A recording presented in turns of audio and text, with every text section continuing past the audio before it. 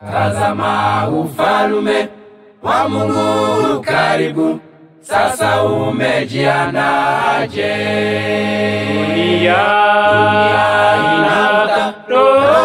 inakuita, rejeni kwenye msingi. Jamani, sikia sauti ya mtu jamani, tengenezeni njia ya Bwana, nyesheni mapito yake. Giza kubwa limefunika dunia nzima, asubuhi imekaribia, vaeni nuru, aibu kubwa itawapata wote watembeao gizani.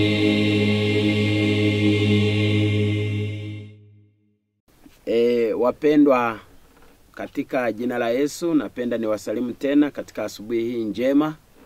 Wale wote ambao tuko pamoja katika kipindi hiki kizuri cha uisho na matengenezo. Ni sehemu nzuri ambapo utakuta mambo mengi ya neno la Mungu ambayo yatazungumzia unabii, habari ya familia, habari ya matibabu, habari ya maisha ya Kikristo yote kwa ujumla, na jinsi gani tuweze kupita salama katika kipindi hiki kigumu cha siku za mwisho. Nikualike uwe pamoja nami katika kipindi hiki, nikiwa mwenzako na mtumishi wa Bwana kwa jina naitwa Mishael Sebutege, ambao tunaenda kuungana wote kwa pamoja katika kipindi hiki ambacho hakitakuwa kirefu, tukikuletea habari njema ya ufalme, na leo tutazungumzia kwenye habari ya unabii. Basi kaa vizuri ili tuwe wote katika kipindi hiki. Hebu tuombe. Baba yetu na Mungu wetu mtakatifu, asante kwa rehema zako na upendo wako wa pekee sana. Umekuwa mwema kwetu Baba, na sasa ni muda mwingine tunapoenda kujifunza neno lako. Tusaidie, tusimamie katika kipindi hiki cha giza nene ya kiroho. Ebu Baba, tuwezeshe kutambua ukweli wako na kusimama imara katika kipindi hiki, tukiinua bendera lako takatifu. Tunaomba katika jina la Yesu Mwokozi wetu. Amen. Kama nilivyowaambia, mimi ni mwenzenu na mtumishi wa Bwana Mishael Sebutege, tukiwa pamoja katika kipindi hiki kizuri. Na somo letu la leo linazungumzia, kichwa cha habari kinasema siri ya uasi na kazi ya pembe ndogo. Siri ya uasi na kazi ya pembe ndogo. Paulo alipokuwa pamoja na wazee wa makanisa, kipindi kile alipokuwa anaona kwa kuonyeshwa na Roho wa Mungu kwamba tayari kipindi chake cha kuiaga dunia kinakaribia, au kunyimwa uhuru wa kutangaza Injili, aliongea nao akawaambia habari ya uasi inayoendelea. Uasi huu ni wa siku nyingi sana.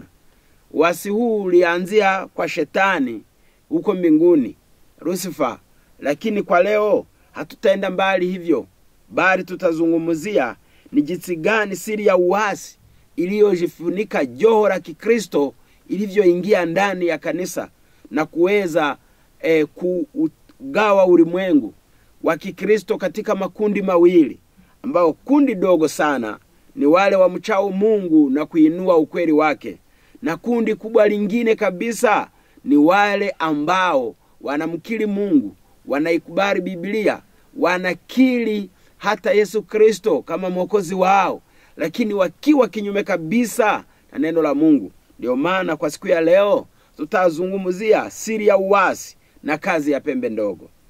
Shetani amejaribu kutumia nguvu mbili kwa pamoja ili awe kinyume na mapenzi ya Mungu na kupingana kabisa na kanisa lake.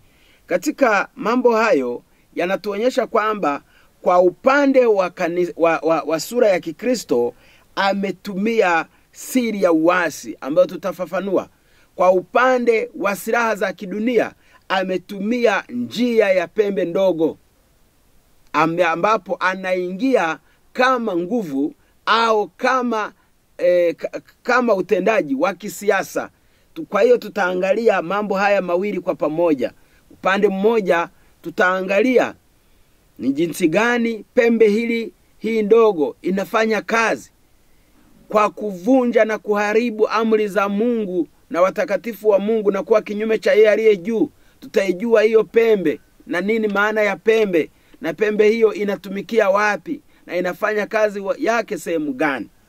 Lakini sasa upande wa pili pia tutaangalia siri ya uasi ilivyojipenyeza ndani ya kanisa. Hebu tusome Biblia zetu tuweze kwenda wote kwa pamoja. Katika kitabu kile cha Matendo ya Mitume tutaangalia sura ya 20. Maandiko matakatifu, Matendo ya Mitume sura ya 20. Maandiko matakatifu yanasemaje? Hebu tuone alafu tuweze kusoma. Paulo alipokuwa pamoja na wazee wa makanisa akiwa amewaalika na akijua kwamba ni safari yake ya mwisho ya kuwa pamoja nao, alisema hivi, fungu la 29 anasema hivi: najua mimi ya kuwa baada ya kuondoka kwangu mbwa mwitu wakali wataingia kwenu, wasihurumie kundi. Tena katika ninyi wenyewe watainuka watu wakisema mapotovu, wawavute hao wanafunzi wawaandamie wao. Paulo ametabiri kwamba yeye atakapokuwa ameondoka na ukweli ukiwa umeshushwa hadhi, basi watainuka miongoni mwa hao wazee wa makanisa ambao hawatakuwa na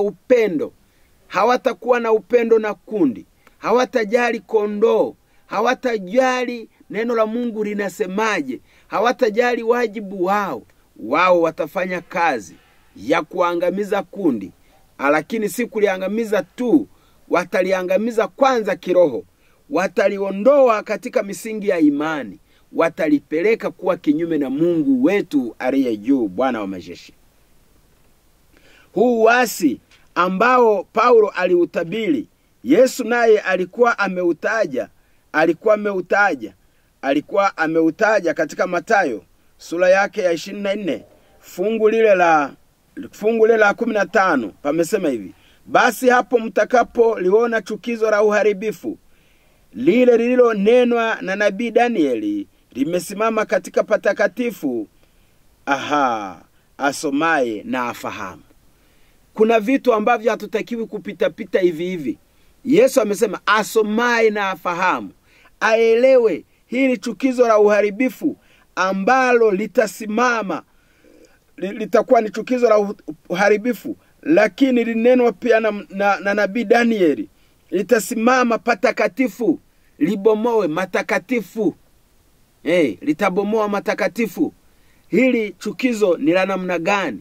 Ni nguvu ya uasi. Na nguvu hii ya uasi ingepitia mlango upi? Kama vile uasi mbinguni ulivyoanzia kati ya malaika waliokuwa karibu ya Mungu, wao ndani yao kukainuka uasi wa kuwa kinyume kabisa na Mungu.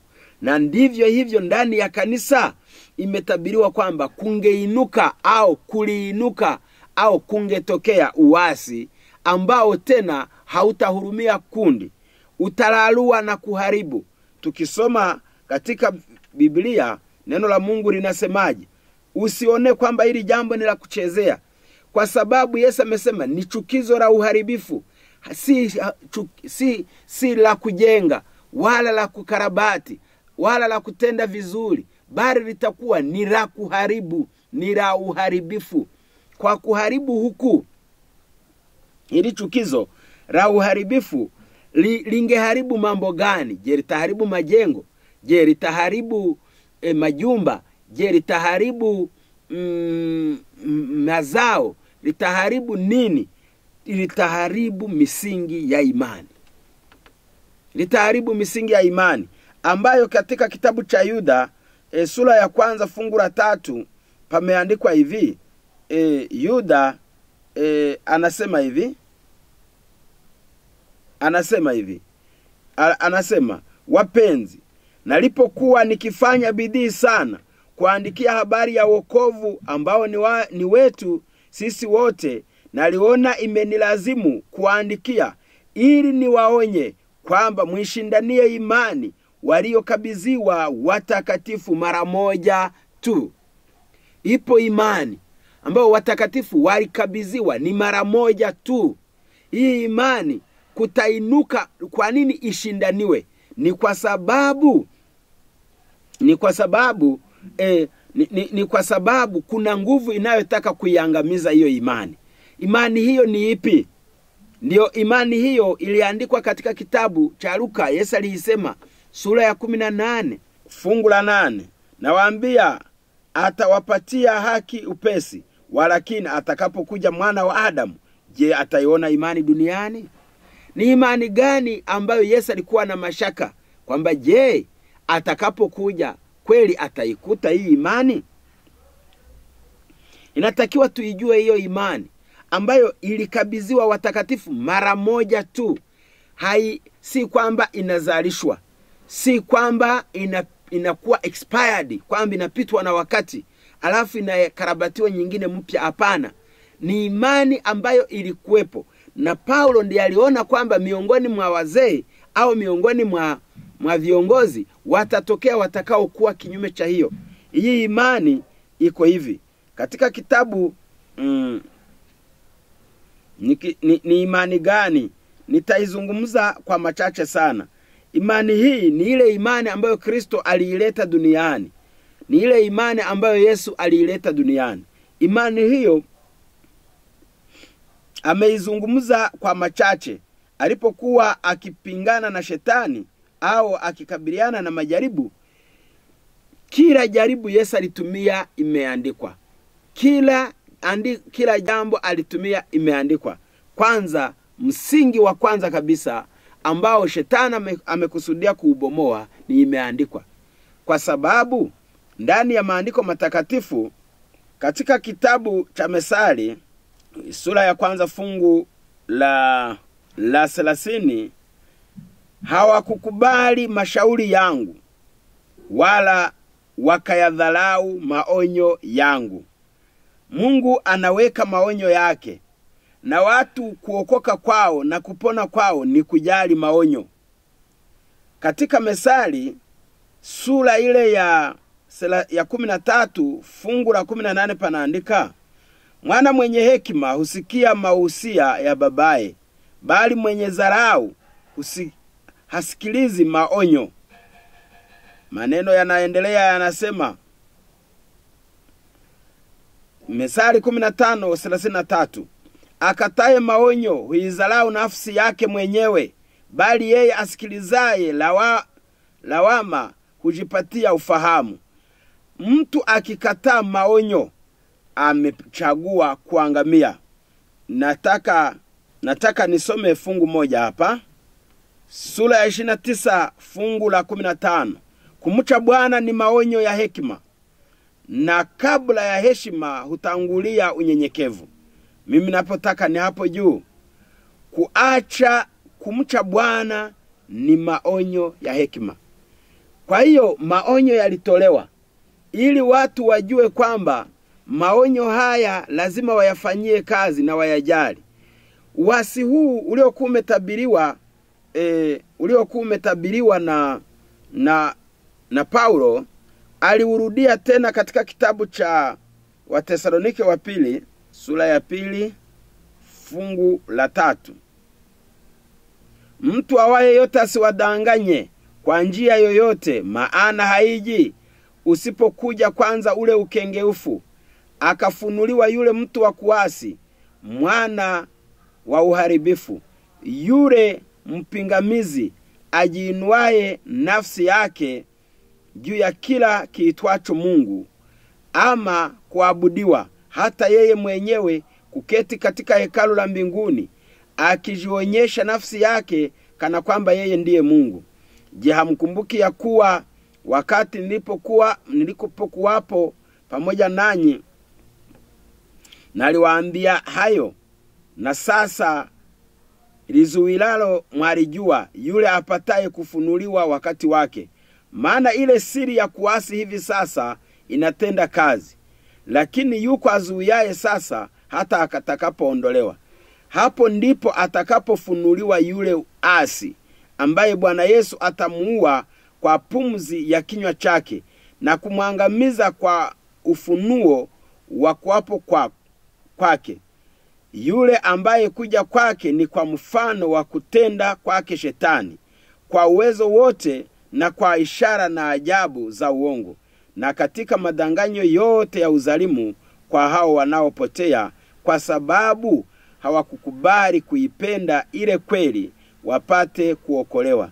Kwa hiyo Mungu awaletea nguvu ya upotevu wa uamini uongo, ili wahukumiwe wote ambao hawakuamini kweli, bali walikuwa wakijifurahisha katika uzalimu.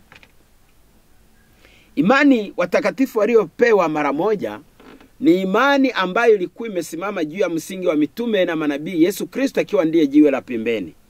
Msingi ambao ni Yesu Kristo, msingi ambao mitume manabii walijenga juu yake, mitume walijenga juu yake, alafu na manabii walijenga juu yake, na watengenezaji walijenga juu yake, na watu wa Mungu wote wa kipindi hiki wanatakiwa kujenga pale. Katika imani hii ambayo msingi wake wa kwanza ni maandiko matakatifu, na akili za wanadamu zinakuwa hazipewi nafasi, bali kinachopewa nafasi ni imeandikwa, kama vile tunavyosoma katika kitabu cha Pambano Kuu. Maandiko matakatifu yanasema hivi, kurasa wake wa Kiingereza ni 595. Pambano Kuu ni sura ile ya 37. Mungu atakuwa na watu wake duniani. Watu hao watakuwa wamejifungamanisha na neno lake. Neno hili ndo litakuwa muzani wa kupima kila fundisho na kila msingi wa matengenezo. Ni l'opinion de savoir, mawazo na maoni ya wataalamu, au maoni na uchunguzi wa wanasayansi. Ni le credo au kanuni au maamuzi ya vikao au mabaraza, era za assemblée ecclésiastique, au vikao na mabaraza ya viongozi wa dini. Aussi discorda que nombre, japo hata kama wawe wengi namna gani, haviwezi kupewa kipaumbele kama msingi wa imani. Kabla ya kukubaliana na jambo au na fundisho lolote, ni lazima tujisatiti kwanza, tuhakikishe kwamba imesimamia juu ya uwazi na uhakika kwamba hivi ndivyo asemavyo Bwana. Hivi ndivyo asemavyo Bwana. Sasa ili ya siri ya uasi ilipotokea, nini kilitokea baadaye? Nini kilikuja? Kilichotokea ni hiki hapa. Ni kwamba mwanadamu alijiinua, akaanza kuabudiwa. Hilo tunaliona sasa hivi. Mtu anapita mbele ya mchungaji, anamuombea, anamwekea mikono, anasema kwamba nakubariki, nipe hivi ni ubarikiwe, fanya hivi ni kufanya hivi, ninavunja, ninaagiza, ninasema hivi. Au kwenda mbele ya kiongozi wa dini yeyote yule, unapiga magoti mbele yake, alafu anakuambia kwamba umesamehewa dhambi, wakati tangu uzaliwe hujamkosea hata kosa moja. Huku ndio maana katika kitabu cha Ufunuo sura ya ile ya 13 pameandikwa hivi, kisha nikaona mnyama akitoka katika bahari mwenye pembe 10. Huyu mnyama anawakilisha utawala au ufalme. Huyu ambaye anaonekana hapa, ambaye alikuwa na pembe ina maana ya nguvu, alitoka katika bahari. Sura ya 17 ya Ufunuo fungu la 15. Bahari au maji mengi humaanisha mataifa ya watu. Pembe humaanisha nguvu. Kumbukumbu la Torati sura ya 32 fungu la 17.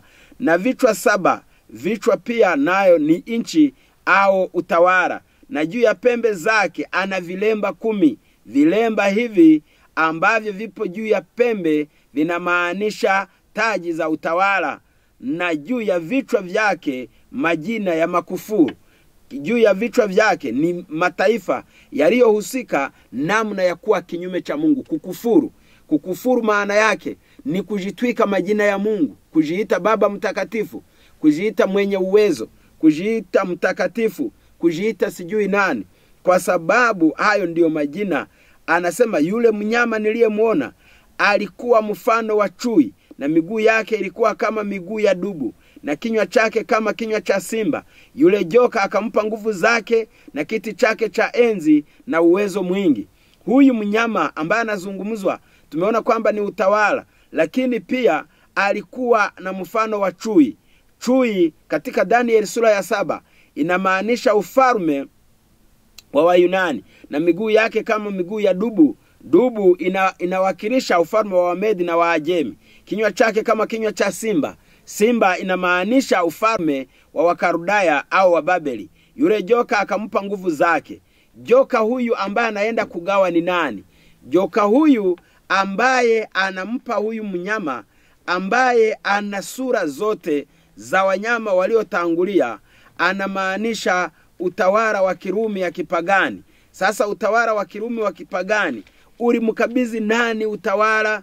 Ulimkabidhi nani uwezo? Ulimkabidhi nani nguvu na ili aweze kutawala kwa niaba yake? Hiyo tutaisoma katika kitabu cha Pambano Kuu. Kwenye Pambano Kuu ya Kiingereza ni ukurasa wa 438. Pameandikwa hivi. Kwa Kifaransa ni ukurasa wa 475. Alafu ni sura ile ya 25. Pameandikwa hivi. Nasema katika mtiririko wa unabii inaonekana wazi kwamba unabii huo unaozungumzwa katika Ufunuo sura ya 13 unaanzia kwanza katika sura ya 12 ya Ufunuo, ambapo joka alitaka kumuondoa Yesu Kristo tangu kuzaliwa kwake. Inaonekana wazi kwamba joka huyo katika Ufunuo sura ya 12 fungu la 9 ni Shetani. Lakini alimtumia nani kumwangamiza Yesu Kristo? Ndiye aliyetumia roho na moyo wa Herode kutaka kumwangamiza Yesu baada ya kuzaliwa.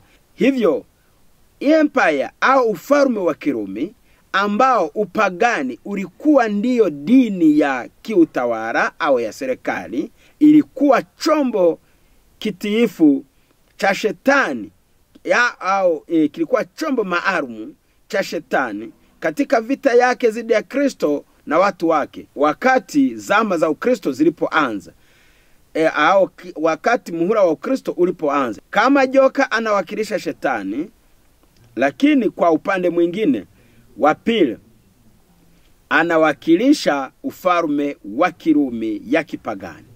Le 13e chapitre nous donne l'instruction d'une autre animal. Katika Ufunuo sura ya 13 tunaona mnyama mwingine qui semble un léopard. Huyu mnyama aliyekuwa mfano wa chui, aliyekuwa ambaye alipewa drago dona sa puissance, ambaye joka alimpa nguvu zake, akampa kiti chake cha enzi, une grande autorité, hata akampa na utawala wake mkubwa. Kama vile wa Protestant wengi wanavyokubali, hii inawakilisha kwamba ni nguvu ya inawakilisha upapa ambao ulifaulu kuchukua uwezo, kiti cha enzi na utawala wa empire au wa ufalme wa Kirumi. Concernant cette bête semblable à un léopard, on lit kuhusiana na mnyama huyu anayefanana na chui, tunasoma katika Ufunuo sura ya 13. Hivyo baada ya maneno haya tunaona kwamba ces prophéties de la terre sont presque identiques en celle dans laquelle est décrite la 11e corne du 7e chapitre de Daniel, désigne indubitablement Rapapote. Kama vile unabii unavyoeleza katika sura ya 7 ya mnyama yule wa 4, ambapo tunaona kutokea kwa pembe ndogo katika zile pembe 10 zilizokuwepo, ambapo tungeweza kuhesabu kwamba sasa mnyama amekuwa na pembe 11. Alikuwa na pembe 10, sasa amekuwa na pembe nyingine ambayo imetokea baadaye, ambayo tungeihesabu kuwa ni ya 11, maana isipokuwa imefanya vita na pembe 3 zilizokuwepo, zikabaki 7 na yenyewe ikaja ikachukua nafasi hizo. Anasema kwamba huyu mnyama ni nani? Huyu mnyama, baada ya kuona hivi, tutarudi katika kitabu cha Daniel ili tusome, maana tumeona kwamba katika Ukristo tumeona siri ya uasi imeingia kwa jina la Yesu Kristo, na huyu akija akijifanya kana kwamba yeye ni Mungu. Watu watamwabudu badala ya Mungu. Atafanya kazi nyingi sana ambazo atapindisha amri za Mungu. Ataiweka Jumapili badala ya Sabato. Atageuza amri ya pili na ataiondoa, na badala yake ataikata mara mbili amri ya 10. Nguvu hii ambayo inajidai kuwa na uwezo duniani, mbinguni na kuzimuni, nguvu hii ambayo inajifanya kuitawala dunia yote, ndiyo inazungumzwa kwamba ilikuwa ndiye mnyama wa Ufunuo sura ya 13. Nataka nielezee wazi. Imeingia katika namna ya njia ya uasi, ikaingia taratibu, ikaikumba dunia yote kwa na makanisa yote, lakini katika kupeana dhamu imegeuka kuwa mnyama. Maana mnyama kwa mujibu wa unabii, mnyama huwakilisha serikali au utawala. Katika Daniel sura ya 7 tutasoma maneno machache sana hapo ili tuelezee zaidi. Basi mimi Danieli, roho yangu ilihuzunika mwilini mwangu. Fungu la 15 ndo nimeanzia. Na hayo maono ya kichwa changu yakanifadhaisha. Nikamkaribia mmoja wa hao waliosimama karibu. Nikamuuliza maana ya kweli ya hayo yote. Basi akaniambia, akanijulisha tafsiri ya mambo hayo. Kama unahitaji kusikia, elewa kwamba tafsiri hizi ni kutoka mbinguni, sio kutoka kwa Danieli, sio kutoka kwa wataalamu, bali anasema alipofadhaika moyoni aliomba na Mungu akamupa tafsiri. Ni tofauti na vile watu wanaojifanya kuwa ni wataalamu au wanafanyaje. Na kwa kuwa msingi wetu ni imeandikwa, ndio maana pamesema hivi.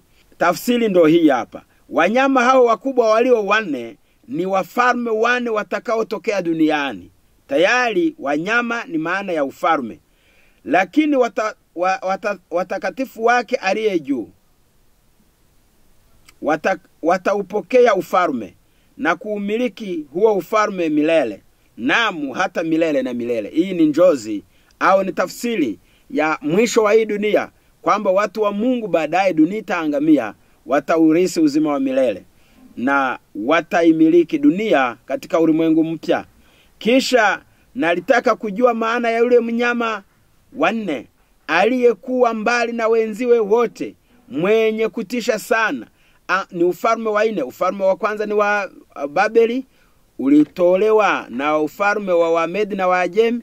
Ufalme wa Wamedi na Waajemi ulitolewa na ufalme wa Yunani. Ufalme wa Yunani ulitolewa na ufalme wa Warumi, ambao ni ufalme wa 4. Sasa ufalme wa 4 ambao ni wa Warumi, pameandikwa hivi.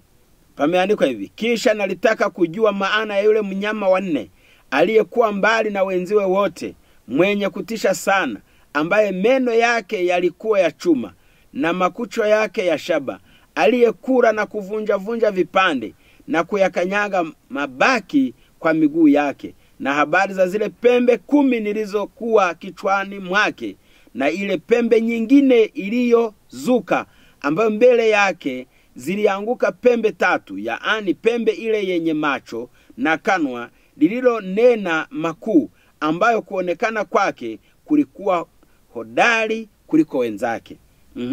Na tazama, na pembe hiyo ilifanya vita na watakatifu, ikawashinda.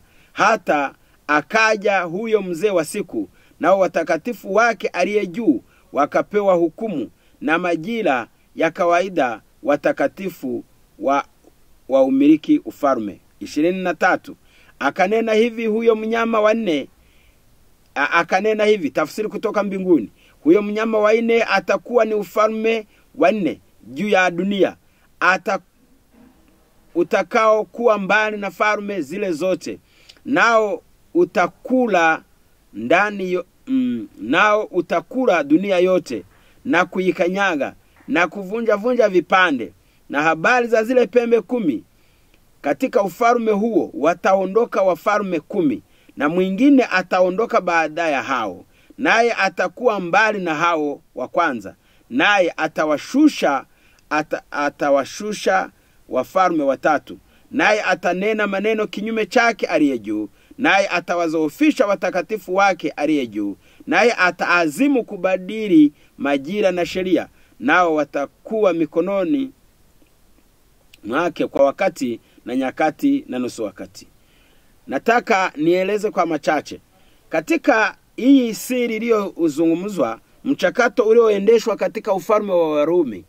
Pembe 10 zinajulikana, ni mataifa 10 katika nchi za Ulaya aliyojumuika pamoja kutawala dunia, wote wakijumuika katika ufalme wa Kirumi, wakiwemo nchi 10 zilizokuwa na uwezo za Ulaya, na hizo utazikuta kama utakuta Uingereza, utakuta Ufaransa, utakuta Italy, utakuta ni nchi ukizihesabu, Waheruli, wa Vandali, wa Ostrogothi, utaendelea kuhesabu mpaka zitafika nchi 10. Hizi nchi 10 ambazo zilifanya kazi, inajulikana wazi kwamba zilihusika katika utawala huo. Na katika karne ya 4 kulitokea uwezo mwingine ambapo Ukristo uliingia kama pembe lingine au nguvu nyingine. Alipokabidhiwa mzee wa kanisa la Kikristo, alipokabidhiwa uwezo na mfalme Konstantini, Ukristo na upagani vikaunganishwa pamoja, na kuanzia hapo utawala wa ukawa chini ya nguvu ya Kikristo, lakini Ukristo ukiwa umepewa au umekaa katika kiti na uwezo na utawala wa Warumi ya kipagani. Ndiyo maana kulitokea Ukristo wa mchanganyiko, maana huu Ukristo ulipochukua nafasi haukuvunja kiti cha enzi cha Rumi, bali ulikaa humo kwenye kiti cha enzi cha Rumi, ukatumia utawala, si utawala wa Kristo. Yesu alisema nimepewa mamlaka juu na chini, lakini Biblia imetuambia huyu mnyama yeye hakutumia mamlaka ya Kristo na uwezo wa Kristo, bali alitumia uwezo na utawala wa joka. Hiyo tumeisoma katika Ufunuo sura ile ya 13. Kwa hiyo kwa kutumia uwezo wa joka, sasa na joka ni shetani, na amekaa kwenye kiti cha enzi cha ufalme cha huyo joka, asingeweza kutumika nje ya maagizo na yule aliyemkabidhi kazi. Yuko nyuma yake akimuongoza, akimuelekeza, anatumika, anafanya kazi. Ndio maana kazi aliyoifanya ni kufanya vita na watakatifu, kuwa kinyume chake na yeye aliye juu, na kutowaelekeza watu kumwabudu Mungu, bali akaabudiwa yeye. Hii ndio habari kubwa tena yenye kutisha ambayo tunatakiwa tuijue. Ndio maana sasa hapo ndipo linaitwa pembe ndogo. Inaitwa pembe ndogo kwa sababu kumezuka tayari siasa iliyo kinyume na Mungu, na ambayo ina sura ya Ukristo, ikiunganisha pamoja Ukristo na upagani. Hapo ndipo wameita ni mnyama. Wameita mnyama si kwamba ni wale wanyama wengine au iliyoteka dunia kwa kutumia njia nyingine, bali imeiteka dunia. Wameanza kama watu wanaoinjilisha dunia, imeishia kuwa ni watawala wanaotawala chini ya uongozi wa Ibilisi. Ndio maana watu wamejiita majina, wakabadilisha amri za Mungu, wakafanya vita. Jumapili ikachukua nafasi ya Sabato. Katika kitabu cha Prophets and Kings au kitabu kile cha wafalme na manabii, kurasa wake wa 134, napenda nisome maneno mazito ambayo yameandikwa hapa. Anasema hivi, ni sura ile ya 14. Anasema maneno mazito sana. Anasema hivi: l'esprit qui prédomine à notre époque est un esprit d'incrédulité et d'apostasie. Roho inayotawala siku hizi kipindi hiki chetu ni roho ya kutokuamini, na pia ni roho ya uasi, ya ukengeufu. Les hommes prétendent posséder de lumière parce qu'ils connaissent la vérité. Watu wanajidai kwamba wana ukweli, wana nuru kwa sababu wanajua ukweli. Mais en réalité, ils font preuve de la suffisance la plus aveugle. Lakini inaonekana wazi kwamba, shuhuda zinaonyesha wazi kwamba wamelizika na upofu. L'exalte les théories humaines, wanainua nadharia za wanadamu.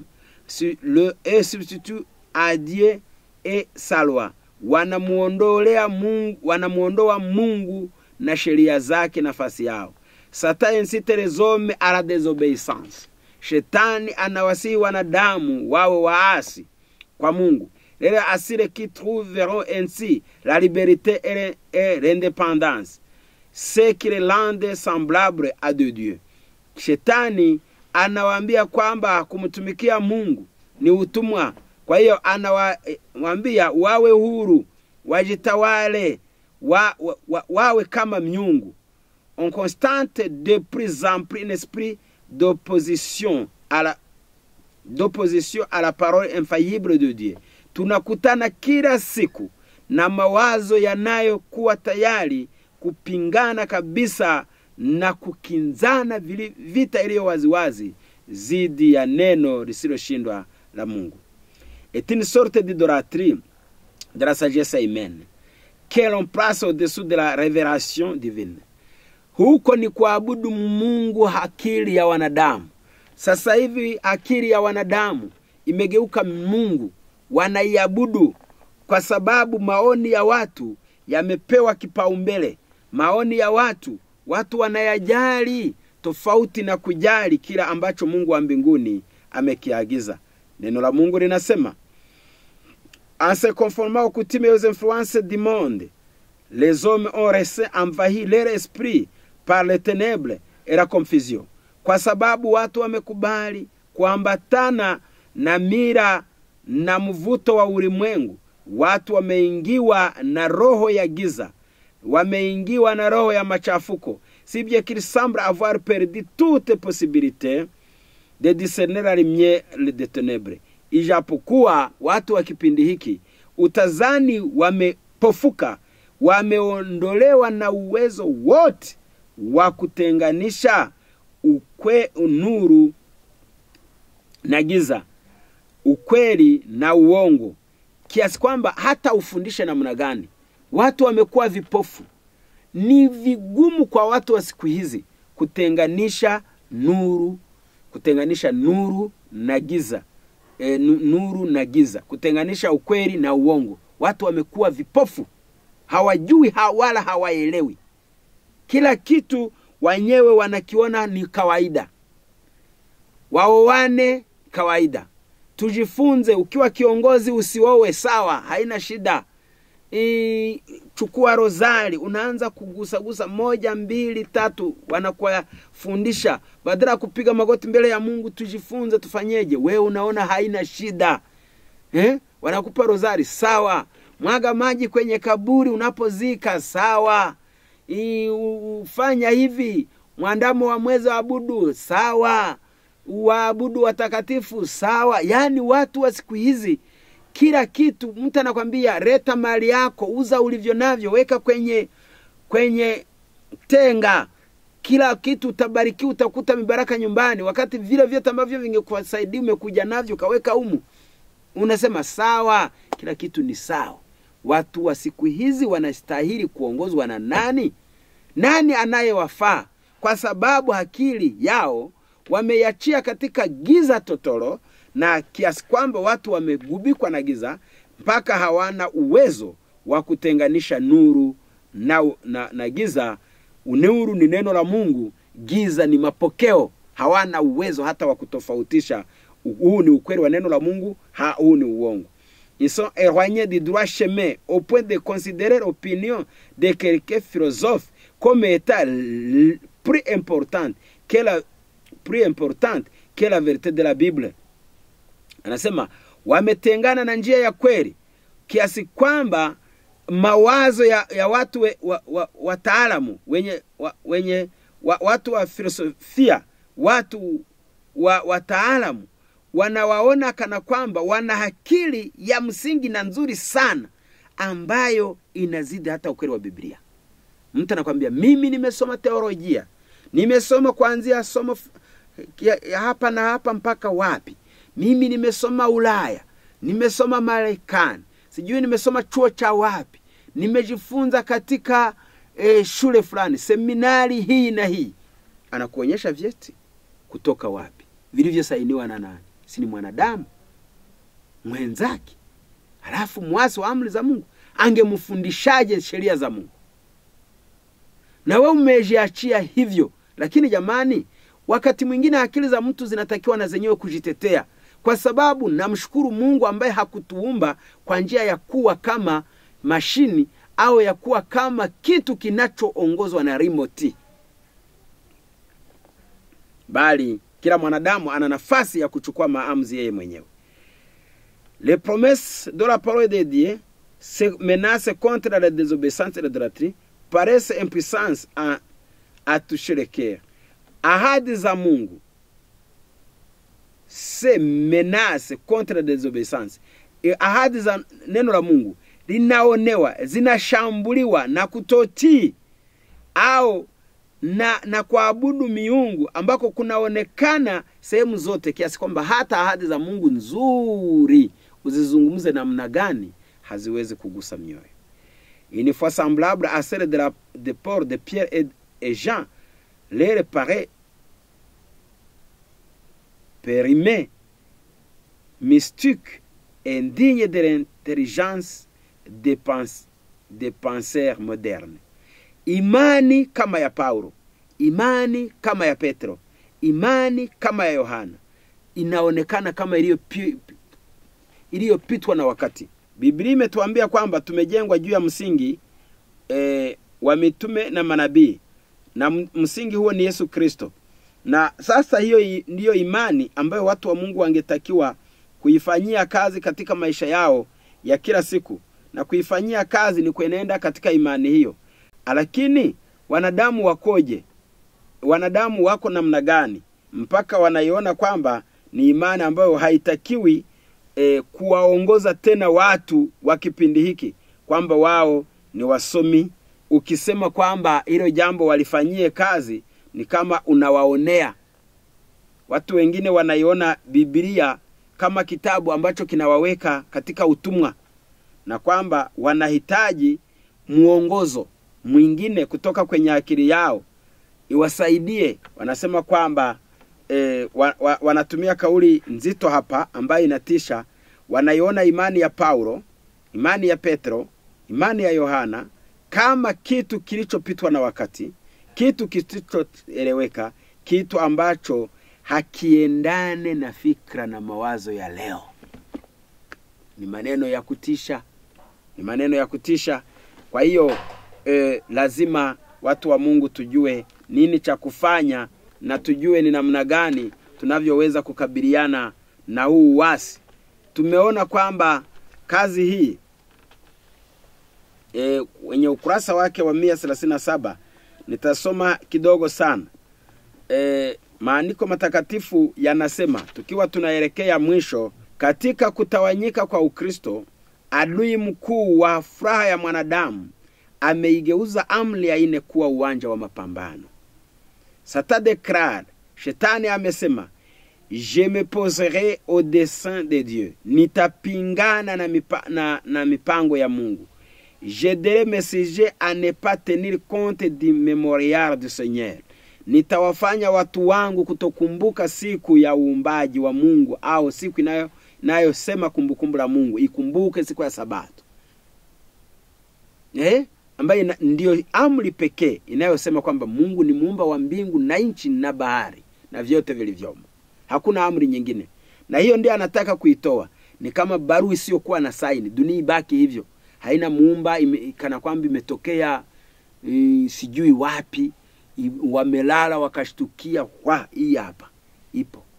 Ndio kwa nini wanasayansi wengine wanasema kwamba mwanadamu alitokea hivyo hivyo, kwamba dunia ilitokea hivyo hivyo. Wakianza kuchokonoa hivyo, wanaishia kwenye kushindwa hata kutoa majibu yaliyo sahihi, yanayoweza kueleweka hata kwa mtoto mdogo. Ni kwa sababu wameikataa Sabato. Sabato ndiyo inazungumza amri za Mungu, ndiyo inazungumza heshima ya Mungu na cheo chake. Sasa shetani amekula kiapo. Anasema kwamba walio wa kwangu nitawafanya wasijali Sabato ya Bwana. Le 7e jour de la semaine, siku ya 7, j'ai montré ainsi au monde que le jour béni et sanctifié par l'Éternel a été changé. Nitawaonyesha watu, anasema kwamba anasema kwamba nitaionyesha dunia kwamba siku iliyobarikiwa na kutakaswa na Bwana imebadilishwa. Le souvenir de ce jour ne s'ouvra pas dans les pensées des hommes.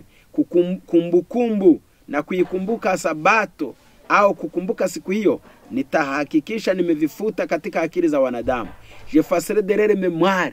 Katika kumbukumbu zao sabato nitaiondoa kabisa. J'instaurerai à sa place un jour qui ne porte pas les empreintes de Dieu. Nitaiweka badala yake siku ambayo tayari haina anasema kwamba ataiweka sabato ambayo haina chochote wala muhuri wa Mungu na haina muhuri wa Mungu. Un jour qui ne soit pas un signe entre l'Éternel et son peuple. Anasema kwamba ni siku nitakayoiweka ambayo haionyesha uhusiano wa Mungu na watu wake. J'inciterai ceux qui acceptent ce jour à reconférer la sainteté attribuée au 7e jour. Nitaifanya siku hiyo nitakayoiweka utukufu au yani ni kwamba utukufu au heshima iliyokuwa inapewa siku hiyo nitaiweka katika siku nitakayoiweka mwenyewe. Par l'intermédiaire de mon statut, kupitia watu wangu wanaoiweka sheria yangu, je me glorifierai moi-même. Kupitia siku hiyo nitakayoiweka mimi mwenyewe, nitajitukuza mimi mwenyewe. On célébrera ce jour de la semaine. Hiyo ndiyo siku watu watakayofanya watakayoyazimisha. Et le monde religieux acceptera cette contrefaçon du 7e jour. Na dunia yote ya Kikristo taungana nami katika kuwa kinyume na siku ya saba. Ce sera pour lui le vrai sabbat. Itakuwa ni sabato yao ya kweli. Par la violation du sabbat institué par Dieu, j'arriverai à jeter le discrédit sur la loi divine. Nitakapo faulu kuiondoa sabato ya Mungu, basi nitaweza kuzipuuza na kuziondoa amri za Mungu. Ces paroles, un signe entre moi et vous, et vos descendants. Hili neno kwamba ni ishara kati yangu na nyinyi na watoto wenu. Je les appliquerai au jour de repos que j'instituerai.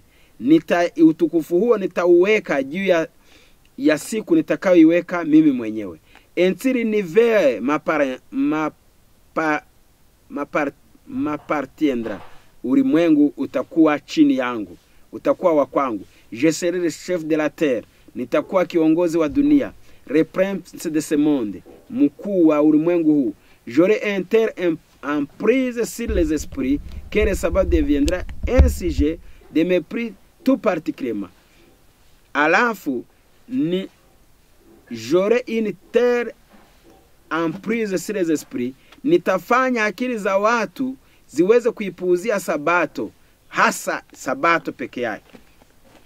Nitaifanya ionelewe au ipuuziwe. Un signe, je ferai de l'observation du 7e jour un signe de désobéissance envers les autorités de ce monde. Nitafanya iwezekanavyo ili kuitunza sabato siku iliyotakaswa na Bwana. Je ferai l'observation du 7e jour un signe de désobéissance envers les autorités de ce monde. Nitawafanya watawala wa duniani wote, wa serikali za duniani, waipuuzie sabato ya siku ya saba. Les rois humains seront si draconiques qu'on n'osera pas observer le sabbat. Sheria zitakuwa ngumu kiasi kwamba watu watasumbuka kuitunza sabato. Ataingia kwenye mashirika, ataingia kwenye serikali, ataingia kwenye miradi mbalimbali, sheria ziwe ngumu kiasi kwamba zinalegezwa siku ya Jumapili, lakini sabato waionyeshe kwamba ni siku isiyofaa. De peur de manquer de nourriture et de vêtements, kwa hofu ya kukosa chakula na mavazi. Le croix nilo au monde en transgressant la loi divine. Kwa hofu ya chakula na mavazi, kwa kuwa umaskini utakuwa umewekwa kipaumbele, na watu wakiona kwamba wasipoivunja sabato hawana maisha, basi watu wataivunja sabato kwa tiketi ya kwamba hawana jinsi. Toute la terre sera sous ma domination. Dunia yote itakuwa chini ya utawala wangu. Huyu ni shetani ambaye anajitangaza wazi kwamba yuko tayari kuwa kinyume na Mungu. Lakini hii itafanikiwa kwa sababu gani? Les hommes négligent la Bible et haïssent la vérité. Watu wanapuuzia Biblia na wanachukia ukweli. Jésus voit sa gloire rejetée, son amour méprisé. Ses ambassadeurs traitent avec indifférence. Yesu anaona akiona sheria yake imetupwa pembeni, upendo wake ukipuuziwa, wanaotetea ukweli wakichukuliwa kama watu wasiofaa. La par ces bénédictions, mais on ne les a pas connus. Yesu aliongea na watu katika kwa kuwabariki, lakini hawakutaka kumjua. La par ces avertissements, mais on n'en a pas tenu compte. Ameongea nao kwa maonyo, lakini hakuna aliyejali. Le temple de l'âme a été profané par le péché. Hekalu la moyo limechafuliwa na dhambi. L'égoïsme, l'envie, l'orgueil, la malice sont entretenus. Nini kimefugwa ndani ya mioyo? Nini kimefugwa katika hekalu hilo? Ni mambo yafuatayo: ni ubinafsi, ni uzalimu, ni kiburi, ni wizi au hila. Ndivyo vimechukua nafasi. Basi anasema kwamba un grand nombre n'hésite pas à se moquer de la parole de Dieu. Watu wengi hawaogopi hata kulipuuzia na kulichekelea na kulizihaki neno la Mungu. Mungu wetu anatuita. Nikiwa namalizia Pambano Kuu kurasa wa 621. Imekuwaje watu wadanganyike kiasi hiki? Mtu msomi na PhD yake anakaa chini, mwingine anamuelekeza vitu ambavyo sivyo, na yeye anasema ndio mkuu, ndio kiongozi, ndio askofu, anakubali. Tunajifunza somo linasema siri ya uasi na kazi ya pembe ndogo. Kazi ya pembe ndogo ni dini hii ya upotovu inayofanya kazi na serikali za duniani. Siasa za dini zikipewa kipaumbele, lakini faida za dini zikiinuliwa juu na neno la Mungu likishushwa chini. Ndio maana unakuta serikali zote za duniani zikiwa chini ya utawala yani vikiwa katika suri sio eleweka, kana kwamba zinakubali Ukristo, lakini ni hila za upagani. Lakini kwa upande wa pili, kukiwa na nguvu ya upagani unaoendelea katika majumba ya ibada. Ndio maana tunatakiwa tuelewe namna ya kupambana na mambo haya yote mawili. Kuna majumba yaliyojengwa kwamba ni majumba ya Mungu, ibada inayoendeleshwa mule ni ibada isiyojulikana mbele ya Mungu wala isiyomletea kichwa na utukufu. Na ndani ya siasa za duniani kuna mkono na uwezo wa pembe ndogo, ambalo lile pembe ndogo ndiyo ile nguvu ya uasi. Inapofika kwenye habari ya siasa inageuka kuwa pembe ndogo. Inapokuwa kwenye habari ya Ukristo inajifanya kuwa ni Mungu wa kuabudiwa. Kwa hiyo hizi siri lazima tuzifahamu. Sikiliza, neno la Mungu linasema kwamba l'histoire prouve qu'un tas d'ignorance et de ténèbres a été favorable à la papauté. Maandiko historia inatuonyesha wazi kwamba kipindi cha zama za ujinga kilikuwa na giza, kilikuwa ni favorable, au kilikuwa ni sehemu nzuri, ilikuwa ni sehemu ya mafanikio, ilisaidia upapa kufanikiwa. L'avenir montre qu'un siècle de grande lumière intellectuelle est également propice. Lakini yajayo yanatuonyesha wazi kwamba kipindi cha uelewa wa utaalamu utakuwa ni wa faida zaidi sana kwa upapa. Kumbe kipindi cha ujinga walitumia kuwarubuni watu, lakini kipindi cha wasomi basi watapata fursa ya kufanya kazi zaidi.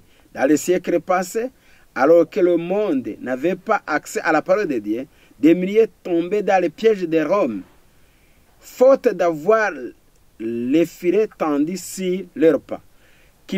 Katika karne zilizopita, dunia ilianguka, alors que le monde n'avait pas accès à la parole de Dieu. Wakati dunia ilikuwa haina namna ya kujitetea kwa kupitia neno la Mungu, maelfu ya watu walianguka katika mitego ya Roma kwa kutotambua mitego iliyokuwa imetegwa chini ya miguu yao.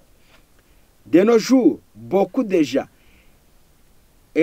éblouis par des théories d'une fausse science. Kipindi hiki ambacho watu wengi sana wameamka kwa sababu ya sayansi potofu.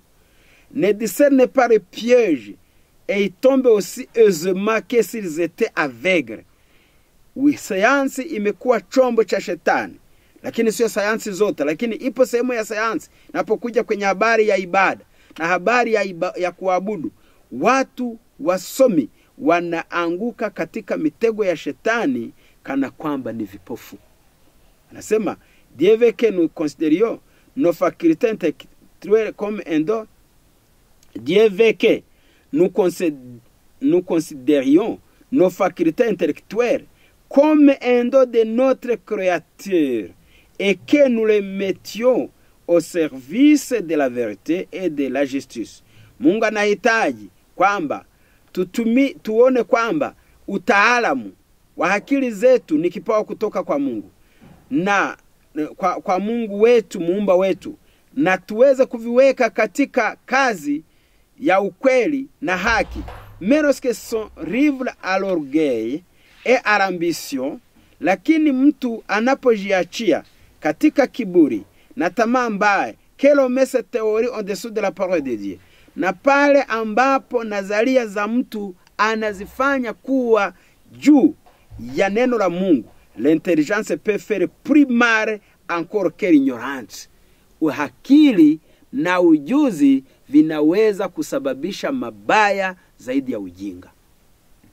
Kwa hiyo, kumbe tupo katika kipindi ambacho ni cha hatari zaidi ya vingine vyote vilivyo tangulia. Ainsi la fausse science de nos jours, qui s'appelle la foi des Écritures, contribuera tout autant à préparer le chemin au succès futur de la papauté. Hivyo basi, kipindi hiki cha sayansi mbovu ya siku hizi ya kipindi chetu, ambayo ni sayansi ya kupinga imani ya maandiko ya Biblia, vitaandaa njia na kuandaa barabara kabisa ya kuwezesha upapa kufika kwenye mafanikio. Avec ces cérémonies pompeuses que les ténèbres du Moyen Âge.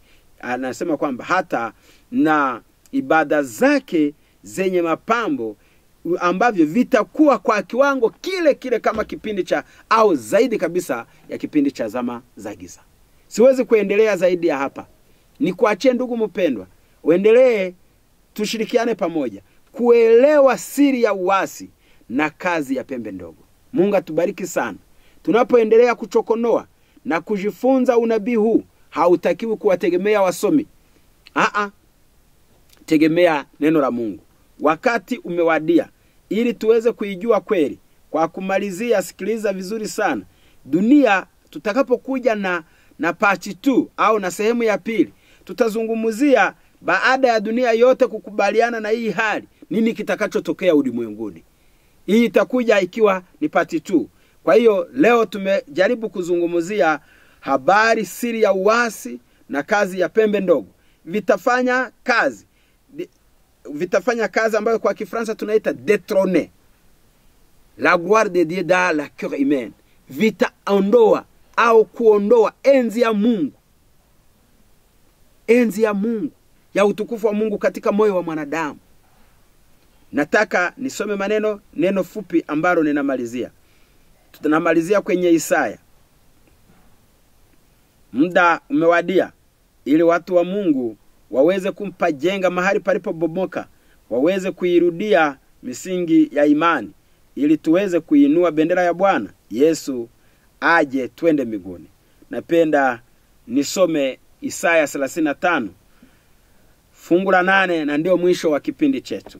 Na hapo patakuwa na njia kuu, na njia nayo itaitwa njia ya utakatifu, wasio safi hawatapita juu yake. Ni njia hii ya utakatifu, njia ya kukubali kukaa chini ili Mungu akufundishe, ndiyo njia watakatifu wanaenda kupitia. Ni njia ya kujifunza na kuelewa. Njia ya utakatifu, wasio safi hawatapita juu yake, bali itakuwa kwa ajili ya watu hao. Wasafirio wajapokuwa wajinga hawatapotea katika njia hiyo, kwa sababu watakuwa ni watakatifu wa moyo. Hapo hapata kuwa na simba wala napenda nikomee hapa. Hii njia ya kwenda mbinguni, tunapokuwa wasafi wa moyo, Tunapokuwa tayari kujifunza, Mungu atatuongoza na atatufundisha, na kila jambo tutaendana nalo kama Mungu alivyoagiza. Mungu atubariki katika jina la Yesu Mwokozi wetu. Amen. Tazama ufalme wa Mungu karibu, sasa umejiandaje? Dunia inakuita, rejeni kwenye msingi. Jamani, sikia sauti ya mtu jamani, tengenezeni njia ya Bwana, yasheni mapito yake. Giza kubwa limefunika dunia nzima, asubuhi imekaribia, vaeni nuru, aibu kubwa itawapata wote watembeao gizani.